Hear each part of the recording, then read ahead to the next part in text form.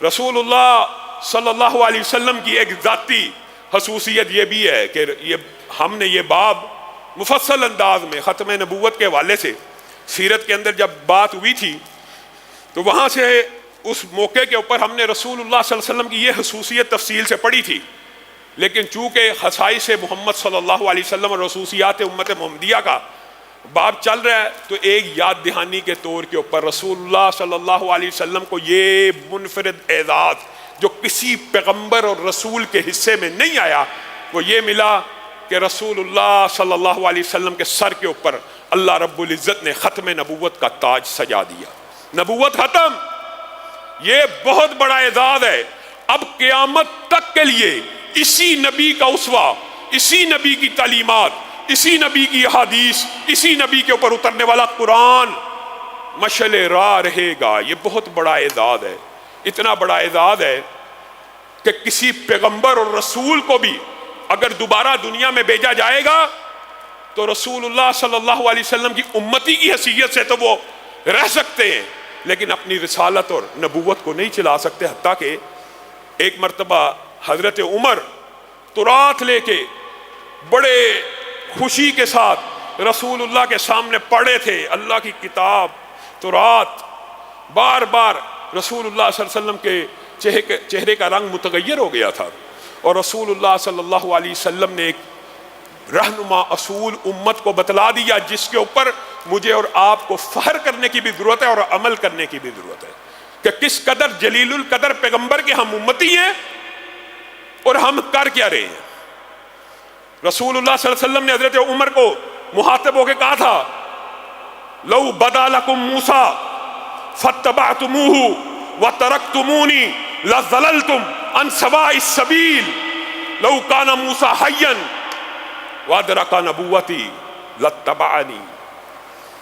اگر میرے ہوتے ہوئے اے عمر تم موسیٰ کی پیروی کرنا شروع کر دو اور مجھے چھوڑ دو تو اللہ کی قسم تم راہ راست سے گمراہ ہو گئے، ہٹ گئے۔ موسیٰ کی پیروی بھی کر لو میرے ہوتے ہوئے اور مجھے چھوڑ کر موسیٰ کی اتباع کرنا شروع کر دو تو تم راہ راست سے ہٹ گئے ہو۔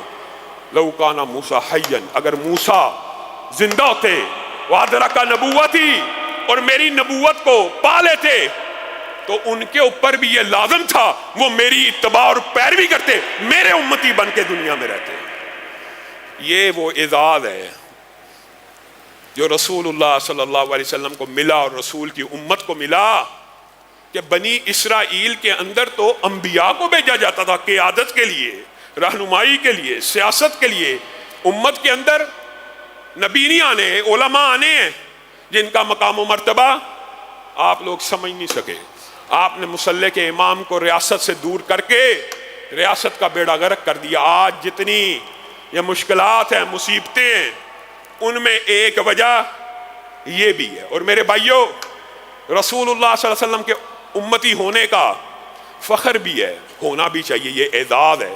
بتائیے ہم میں سے کتنے ایسے ہیں جو جد و جہد کر کے مسلمان ہوئے ہیں؟ شاید کوئی ہو بیٹھے ہو۔ اللہ کے فضل سے سب مسلمان گھرانوں میں پیدا ہوئے۔ یہ اللہ کا انعام نہیں ہے کہ اللہ نے بن مانگے نبی کا امتی بنا دیا، بن مانگے اسلام کی طرف رہنمائی کر دی، بن مانگے اسلام کی روشنی سے دلوں کو منور کر دیا، بن مانگے۔ کیا یہ نعمت کم نہیں ہے؟ لیکن مجھے اور آپ کو اس نعمت کا ادراک نہیں ہے۔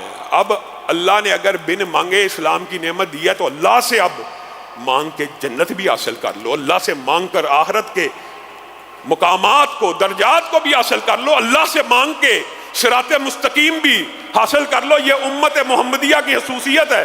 رسول اللہ صلی اللہ علیہ وسلم نے کہا تھا قیامت کے دن کتنی عظیم پیشین گوئی ہے، قیامت کے دن انسانوں کی 120 صفیں ہوں گی، پوری انسانوں کی 120 صفیں ہوں گی۔ سبحان اللہ۔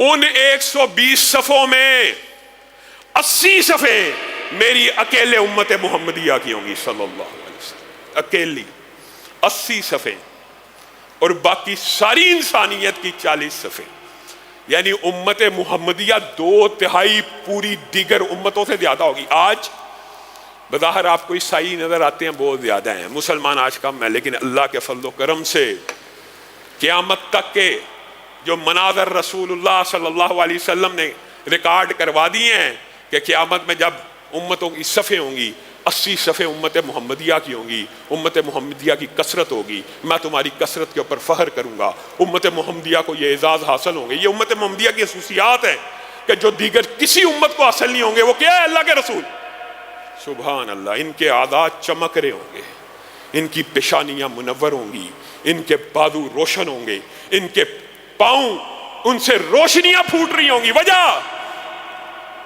یہ گرمی میں، یہ سردی میں، یہ تاریکی میں، یہ اجالے میں، یہ دوپہر میں، یہ شام میں اپنے رسول کی ہدایت کے اوپر عمل کرتے ہوئے اپنے جسم کو وضو سے منور کرتے ہیں۔ یہ امت محمدیہ کی خصوصیات ہیں جس کو ہم نے چھوٹا سمجھا۔ اکیلا وضو جس کو ہم کچھ نہیں سمجھتے۔ جب انسان سنت کے مطابق کر کے فارغ ہوتا ہے تو سر سے لے کے پاؤں تک ہر گناہ معاف ہو چکا ہوتا ہے۔ ہمیں پتہ ہی نہیں۔ ہمیں امت محمدیہ میں ہونے کا جو اعزاز خود بخود مل گیا، ہم اس نعمت کو فراموش کر چکے ہیں، ہمیں اس کا ادراک اور شعور نہیں ہے۔ رسول اللہ صلی اللہ علیہ وسلم نے کہا امت آخر میں آئی، ایک اور اعزاز قیامت کے دن ملے گا۔ میرے بھائیو، یہ جو اعزازات ہیں، جب انسان میں اور آپ اس جگہ پہ چلے جائیں گے تو یہ اسی طرح کی زندگی ہے، بلکہ اس سے بھی زیادہ شعور اور عقل کی زندگی ہوگی۔ جس طرح آج ہم بیٹھے، اب بتائیں وہاں پہ بیٹھے ہوئے 1000 برس کھڑا ہونا پڑے، چاہے سکون میں ہو چاہے اطمینان سے ہو، تھوڑی مدت ہے۔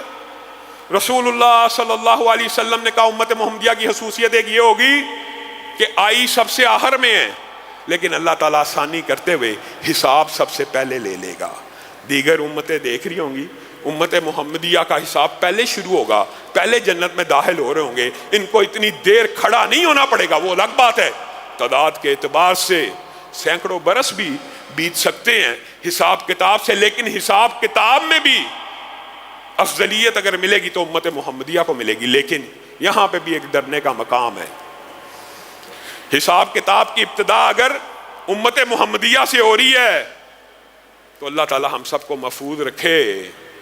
جہنم میں جانے کی ابتدا بھی ظاہر ہے، جس کا حساب پہلے ہو رہا ہے، اسی میں سے کچھ نے جہنم میں جانا ہے، اسی میں سے کچھ نے جنت میں جانا ہے۔ تو جہنم میں جانے کی ابتدا اور افتتاح بھی اسی امت محمدیہ کے ان 3 بدبختوں سے ہوگی جن کے اعمال ریاکاری سے آلودہ ہوں گے، جہنم میں ڈال دیا جائے گا۔ یہ پہلی امت ہوگی جس کے لیے جنت کے دروازے کھلیں گے۔ رسول اللہ صلی اللہ علیہ وسلم نے کہا اور میں وہ پہلا شخص ہوں گا جو جنت کا دروازہ کھٹکائے گا۔ جنت کا خازن پوچھے گا کون آیا ہے؟ میں کہوں گا محمد صلی اللہ علیہ وسلم۔ وہ کہے گا جب سے جنت کو بنایا گیا ہے مجھے ایک حکم دیا گیا ہے کہ اس جنت کے دروازے کو اس وقت تک نہیں کھولنا جب تک محمد نامی شخص صلی اللہ علیہ وسلم اس کے دروازے پہ نہ آ جائے۔ جنت کا دروازہ رسول اللہ کی دستک سے کھل جائے گا۔ یہ رسول اللہ صلی اللہ علیہ وسلم کے ذاتی خصوصیات کا باب بھی طویل ہے۔ رسول اللہ صلی اللہ علیہ وسلم کی بعض ذاتی خصوصیات جو منکرین حدیث کو بڑی چبھتی ہیں، جو بات میرے بھائی اب ضمنی طور پہ آئی ہے تو یہ بھی یاد رکھنا۔ سائنس، میں خود سائنس کا طالب علم رہا ہوں، سائنس دنیاوی کسی بھی حوالے سے ہو، فزکس ہو، بایولوجی ہو، کیمسٹری ہو، کسی بھی سبجیکٹ کی سائنس دنیاوی کو اتنی اہمیت مت دیجئے کہ وہ وحی سے بھی فوق ہو جائے۔ سائنس کیا ہے؟ میں سائنس کا طالب علم ہونے کے ناطے آپ کو آسان فہم انداز میں ایک بات کہنا چاہتا ہوں۔ سائنس کیا ہے؟ سائنس اللہ کی قسم صرف مشاہدے کا نام ہے۔ کس چیز کے؟ جو خالق کائنات نے تخلیق کیا، جو خالق کائنات نے سسٹم بنایا، اس کے مشاہدے کا نام سائنس ہے۔ سائنس نے کیا تخلیق کیا؟ سائنس نے جیمز ویب جی، وہ یونیورسز جو جیمز ویب کی نگاہوں سے تم دیکھ رہے ہو وہ جیمز ویب نے بنائی ہے۔ بنانے والا رب بھی ہے، بنانے والا خالق مالک ہی ہے۔ بیالوجی جتنی مرضی ترقی کر جائے، کیا انسان اور مخلوقات بیالوجی نے بنائی ہے؟ سائنس صرف مشاہدے کا نام ہے، اور مشاہدہ بھی ظنی اور تخمینی ہے۔ جس کے اندر غلطی کا امکان ہے، جس میں بہتری کی گنجائش ہے، ہر دور میں مشاہدہ بدلتا رہتا ہے. اور وہی جس کو یہ منکرین حدیث بے ایمان ظن و تخمین کہتے ہیں، یہ علم حقیقی ہے، یہ علم یقینی ہے. سائنس کا مشاہدہ غلط ہو سکتا ہے، اور سائنس صرف مشاہدے کا نام ہے، صرف مشاہدے کا نام ہے، صرف سسٹمز کو سمجھنے کا نام ہے. اور سسٹم کی تحلیق کس نے کی ہوتی ہے؟ رب نے. صرف مخلوق کو سمجھنے کا نام ہے، اور مخلوق کی تحلیق کس نے کی ہوتی ہے؟ رب نے. اور وہی کیا علم یقینی ہے، جس کی کوئی بات ظن و تخمین نہیں ہے، جس کی کوئی بات گمان اور اندازہ نہیں ہے، جو علم حقیقی اور یقینی ہے، جس میں شک کوئی نہیں. جو رسول اللہ صلی اللہ علیہ وسلم رات کے وقت ایسے دیکھا کرتے تھے جیسے صبح کے وقت دیکھتے، یہ علم یقینی ہے. آج بہت سے لوگ سائنس سے اس کی تشریحات کرنا چاہتے ہیں. یہ جی نائٹ ویژن دیکھیں آ گیا، عقل کے اوپر ہاتھ لگاؤ. نائٹ ویژن آئے نہ آئے، جب علم یقینی اور حقیقی نے کہہ دیا میرا اور آپ کا ایمان ہے، بات ختم. والشمس تجری لمستقر لہا. سائنس نے کب مانا ہے بتائیں؟ اس صدی کے اواخر میں آ کے سائنس اس بات کو تسلیم کرتی ہے کہ سورج چل رہا ہے. سائنس مانے نہ مانے، یہ علم حقیقی ہے، یہ علم یقینی ہے.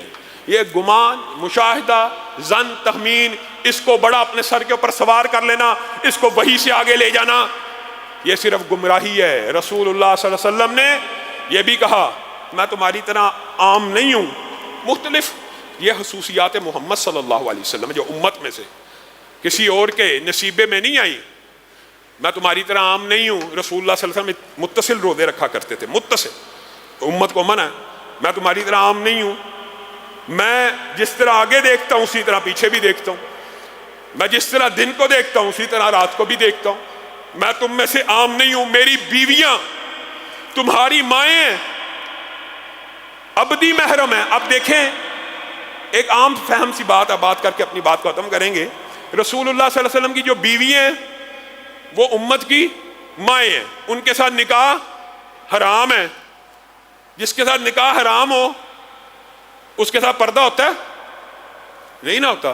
یہ خصوصیات محمد صلی اللہ علیہ وسلم میں سے ہے کہ مائیں بھی ہیں، ابدی محارم بھی ہیں، ان کی بیویوں کے ساتھ نکاح بھی کسی کا نہیں ہو سکتا.